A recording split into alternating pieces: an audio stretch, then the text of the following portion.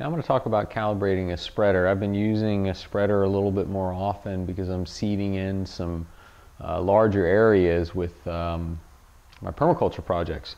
Now this is a rotary spreader. This is actually a very cheap spreader. For my landscaping days, I'm used to using the $300 to $500 nice stainless steel Lesco models, but for the small scale areas that I'm using, no more than 10,000 square foot at a time, a spreader like this is absolutely fine. Anyways, it's a rotary spreader because there's a rotor at the bottom, and what ends up happening is gravity. You put your product in the top.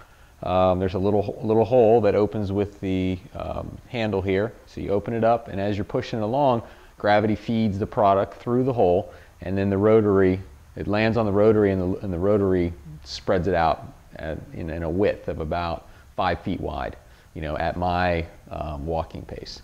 Now, so in order to calibrate, now some people will say you can just, a lot of times on the bag of product that you're applying, whether it be seed or fertilizer or lime or whatever it is that you're applying, a lot of times they'll have specific settings for commonly made spreaders. However, even if you have that particular spreader that's listed on your bag, chances are it's not going to be a perfect setting for you. It's a good guideline to start as far as to calibrate, but chances are it's not going to be accurate. And the reason I say that is because there's no way they know exactly how fast you're going to be walking when you're spreading your product out. If you're walking faster, what ends up happening is you get fewer particles, but you get a wider spread. So you get fewer particles in that area, but you cover a wider spread. That means you might have to have the hole open slightly wider. Now, if you walk slower, you're going to be applying a lot more particles in a more narrow spread. So in that instance, you might have to have the hole closed a little bit when you set your spreader. So what you'll need to do first is you'll need to weigh the product. And I would recommend getting, and you can use a home scale, that's fine. And what I would recommend is putting in 10 pounds of product, just to make the math easy. So I've got 10 pounds of limestone in here. And I'm using lime today because that's what I had. I was actually using this as a carrier for my clover seed. But lime is good for practice with calibration because it's not going to really do much damage or anything if you have to apply it to an area more than one time. So on the bag, on the lime bag, there actually is a few listings of some different numbers. They don't have my spreader on here, so it's immaterial. But I have up here on the handle, it has the numbers here, and there's this bracket here which can be moved to make sure you don't go past, so when you pull the handle down, it goes right to the number you want. Now I've already set it for an approximate number that I would like to calibrate my spreader for. I don't know for sure. Actually, I do know for sure because I've done it, but this is where I would set it for, and then give it a shot. See how much of the product you're able to cover, whether it needs to be open further or it needs to be shut further. So if you're applying too much product, obviously you need the door to be shut a little bit more. So that means you're not opening that lever quite as much. So your chances are you're going to have a lower number. If you feel like you're not applying enough, you're not getting down the product as much, you're going to want to open that door up further. So a lot of times on the spreader, that means you're going to want to go to a slightly higher number.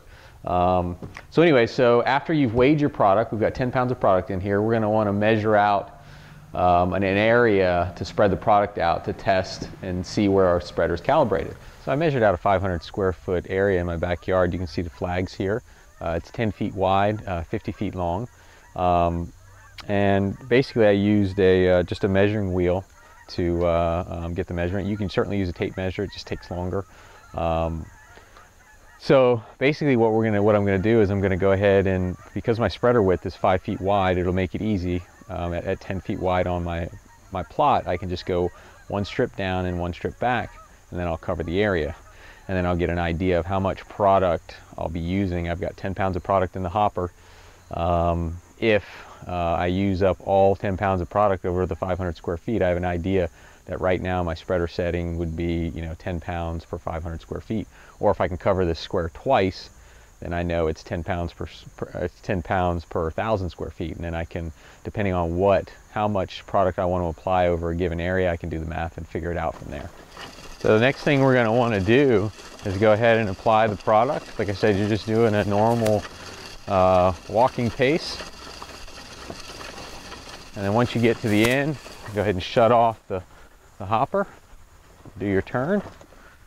And typically you want to start, and once you start back, go ahead and reopen it.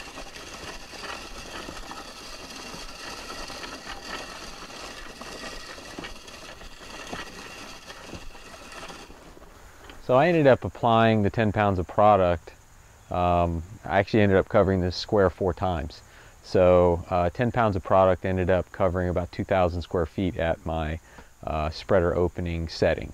So if I had a 50-pound bag of lime, that means for a 50-pound bag of lime, I could cover 10,000 square feet. So that gives me an idea based on that particle size, you know, how much product I'm getting over a given square footage. Now, if I wanted to apply, let's say, 100 pounds of lime over 10,000 square feet, obviously I'd need to have a wider opening. I'd need to apply more product than what that current opening is. Now, if I wanted to apply, let's say, 20 or 25 pounds of lime over 10,000 square feet, I would need to reduce the opening, and then of course I'd need to you know, recalibrate it until I get what I want. And bear in mind also, depending on what type of product you're applying, the size of the particle, the size of the grain of seed, or whatever it is that you're applying, the size of it's going to determine a lot on the spreader opening. So just because this particular product at the current spreader setting will get me a 10,000 square feet for a 50-pound bag, doesn't mean that another 50-pound bag at that same setting would get me the same square footage. So bear that in mind. You would need to recalibrate based on whatever, you know, whenever you put a different type of product in.